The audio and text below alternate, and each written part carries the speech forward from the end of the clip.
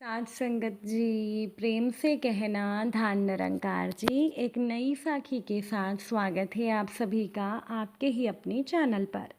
आज की साखी का विषय है खुशहाल जीवन खुशहाल ज़िंदगी। चलिए सुनते हैं आज की ये साखी। साथ संगत जी, मोहन जी ज़िला कैमूर में सिविल सेवा सर्विसेज से रिटायर होकर घर आ चुकी हैं। उनके घर में 3 बहू बेटे और 2 उनकी बेटियां हैं। काफ़ी खुशहाल परिवार है। मधु घर की सबसे बड़ी बहू होने के नाते मधु का उत्तरदायित्व भी बड़ा है। सासू माँ के नहीं होने के कारण घर की इज्जत हाल सारी जिम्मेदारी मधु की होती है। घर की देखभाल बहू के रूप में करती है। अब मधु के ससुर जी बहुत ही भले अच्छे सबको इज्जत देने वाले सहनशील व्यक्ति हैं। अपनी सारी दुनिया परिवार को समझते हैं, सबकी खुशी चाहते हैं, सबका ख्याल रखते हैं। अपने पैसों से घर का सारा खर्चा चलाना, सभी बच्चों को पढ़ाना लिखाना, योग्य बनाकर पैरों पर खड़ा करना, कोई कमी नहीं करते। बोलते हैं कि शिक्षित परिवार ही शिक्षित समाज का निर्माण करता है। तो मोहन जी अपनी पेंशन का एक भी पैसा अपने पास नहीं रख पाते ताकि उनका परिवार बेटा बहू सब खुश रहें। सबको पढ़ा लिखाकर स्वावलंबी बनाना है ताकि कोई किसी पर आश्रित ना रहे। तो मोहन जी का जीवन वो सोचते थे कि कम दिन का रह गया है और उनकी एक सबसे छोटी बेटी है जिसका नाम है मीना। उसका भी वो अच्छे परिवार में रिश्ता करना चाहते हैं। सोच रहे हैं कि उसका भी एक अच्छे परिवार में रिश्ता हो जाए तो वो निश्चिंत हो जाएंगे। और भाइयों की सबसे लाडली छोटी बहन, धूमधाम से वो भाई चाहते हैं कि अच्छे घर में बहन की शादी करें। तो मोहन जी शादी के लिए एक रईस परिवार खानदानी लड़का नौकरी की ही तलाश में लगे रहे। कहीं बात नहीं बनी तो दहेज को लेकर चिंतित रहने लगे। खाते पीते सोते जागते बस एक ही बात उनके मन में रहती थी कि कैसे मीना की शादी करें। अच्छा घर परिवार मिल जाता तो वो शादी निश्चिंत होकर कर पाते। तो मोहन जी गुमसुम रहने लगे, मन ही मन उदास। तो उनकी बड़ी बहू मधु से देखा नहीं गया। सोचने लगी आखिर बात क्या है, सबको खुश रखने वाले आज ये उदास क्यों हैं। तो मधु ससुर जी के लिए नाश्ता लेकर उनके पास गई और उदास रहने का कारण पूछा। पहले तो मोहन जी ने टाला, बताना नहीं चाहा, लेकिन मधु ने हार नहीं मानी, पूछती रही। तो बहुत कोशिश के बाद मोहन जी बोले कि बेटी तुम तो बहू हो, सबका कितना ख्याल रखती हो। मेरे अपने 3 बेटे हैं, सारा जीवन कमाया, सब कुछ किया, पढ़ाया लिखाया, किसी प्रकार की कमी महसूस नहीं होने दी। और आज वही बेटे हाल तक नहीं पूछते कि पिता कैसा है। कोई भी नहीं सोच रहा कि हमारी छोटी बहन सयानी हो गई है, उसकी शादी ब्याह कैसे होगा। तुम अपने पति प्रकाश से कहो ना। तो मधु ने खुद अपने मन में सोचा कि मुझे तो खुद ही अपने पति से बात करे हुए कितने दिन हो गए हैं। बात करने को तरस गई हूँ, पर मेरे पति काम में इतना उलझे हैं कि पत्नी को पूछते तक नहीं। तीनों भाई पत्नियों की सुनते कहाँ हैं। लेकिन ये बात मधु अपने ससुर जी को बता नहीं सकती थी, वो और परेशान हो जाते। तो मधु ने कहा परेशान ना हो पिताजी, शाम को सब एक साथ होंगे तो बात होगी। शाम हुई, घर में सब इकट्ठे हुए। इस बात को सबके सामने रखा गया। मधु अपने ससुर जी की चिंता का कारण बताने लगी तो किसी ने कुछ नहीं बोला। सब अपने अपने खर्च काम गिनाने लगे कि हम लोगों के पास इतना पैसा कहाँ है कि खर्च कर पाए। मोहन जी की धड़कनें तेज़ होने लगी। वो चिंता में रोज़ रोज़ कमज़ोर होते जा रहे थे। तो मधु ने सोचा कि पिताजी ने, ससुर जी ने अपना सारा पैसा तो बच्चों को दे दिया, अपने पास कुछ भी नहीं रखा, अब कैसे होगा। अचानक से मधु के मन में ख्याल आया कि ससुर जी ने तीनों बेटों के नाम से शहर में ज़मीन खरीदी है, क्यों ना इस ज़मीन को बेच दिया जाए। घर की इज्जत का मामला है, अच्छे घर में शादी करके पिताजी की जो सारी टेंशन है वो दूर हो जाएगी। तो ज़मीन बेचने की बात मधु ने कह डाली। ज़मीन बेचने की बात सुन तीनों भाइयों की बोलती बंद हो गई। वो सभी मोहन जी के पांव पड़कर माफ़ी मांगने लगे। बोले कि पिताजी आपकी निशानी है, शहर की ज़मीन ना बेचें।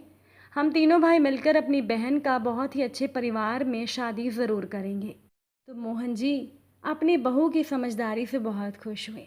उन्हें अपनी बहू पर बहुत प्यार आया। तो ये सभी बात गांव वालों के सामने भी आ गई। गांव के सभी लोग मधु की तारीफ़ करने लगे और गांव वालों के मुंह से बहू की तारीफ़ सुनकर मोहन जी की खुशी का ठिकाना नहीं रहा। सबके सामने मोहन जी ने कहा, गांव वासियों, आज मैं मधु जैसी लक्ष्मी बहू पाकर बहुत धन्य हो गया हूँ।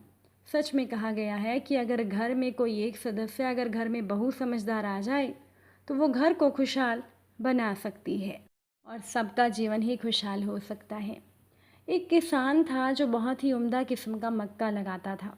हर वर्ष उसकी उगाई गई मक्का को राष्ट्रीय फसल मेला में पुरस्कृत किया जाता था। एक साल एक रिपोर्टर उस किसान का साक्षात्कार लेने और यह जानने की उत्सुकता के साथ कि वो हर वर्ष ऐसा कैसे कर पाता है वहाँ आया। आसपास सबसे किसान के बारे में पूछने पर उसे पता चला कि वो किसान हर वर्ष अपने पड़ोसियों को अपनी अच्छी किस्म का मक्का का बीज निःशुल्क बांटता है। तो रिपोर्टर उस किसान के पास गया और उसको पूछा कि आप अपने सभी पड़ोसियों को अच्छी किस्म का बीज निःशुल्क क्यों बांटते हैं? इससे तो आपका कितना खर्चा हो जाता होगा। किसान बोला कि आप नहीं जानते, हवाएं पके हुए मक्का के पराग कणों को उड़ाकर आसपास के खेतों में फैला देती हैं। अगर मेरे पड़ोसी बेकार किस्म का मक्का बोएंगे तो हर साल उनकी फसल से आए हुए पराग कण मेरे खेतों में भी बिखरेंगे और क्रॉस पॉलिनेशन के कारण साल दर साल मेरे फसल की गुणवत्ता गिरती चली जाएगी। इसीलिए अगर मैं अच्छी मक्का उगाना चाहता हूँ तो मुझे मेरे पड़ोसियों को भी अच्छे मक्का उगाने में मदद करनी होगी। साथ संगत जी, वास्तव में हमारे जीवन की सच्चाई भी तो कुछ ऐसी ही है। अगर हम अच्छा और खुशहाल जीवन जीना चाहते हैं तो हमें हमसे जुड़े सभी लोगों को भी ऐसा करने के लिए प्रेरित करना चाहिए, उनकी मदद करनी चाहिए। हमारे जीवन में खुशी और शांति का स्थायी वास तभी हो सकता है जब हमसे जुड़े हुए लोग भी खुशहाल हों, मतलब सबका जीवन खुशहाल हो। साथ संगत जी, जीवन में सभी एक समान तो नहीं होते, पति पत्नी भी उनमें से होते हैं।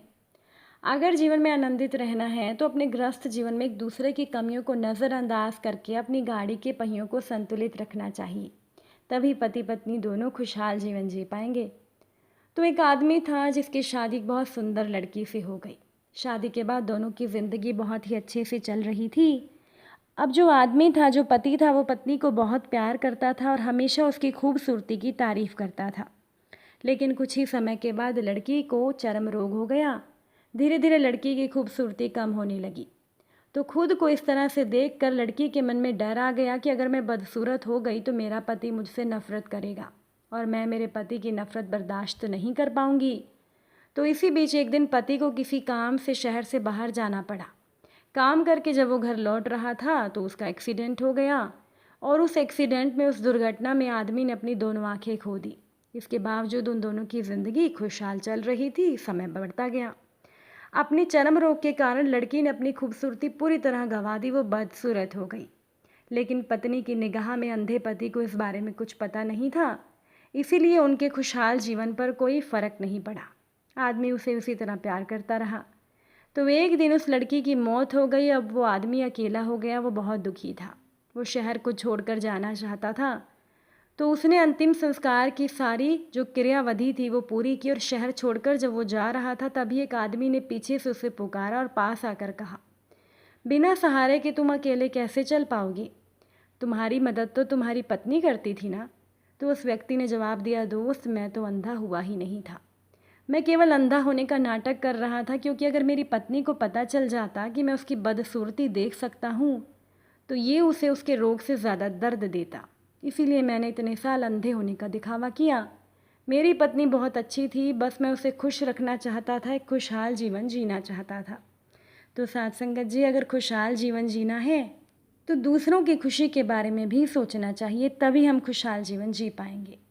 अगर आज की ये साखी आपको अच्छी लगी हो, वीडियो को लाइक शेयर ज़रूर कर दीजिएगा। आप सभी से फिर से मुलाकात होगी नई साखी के साथ। साथ संगत जी, प्यार से कहना, धन निरंकार।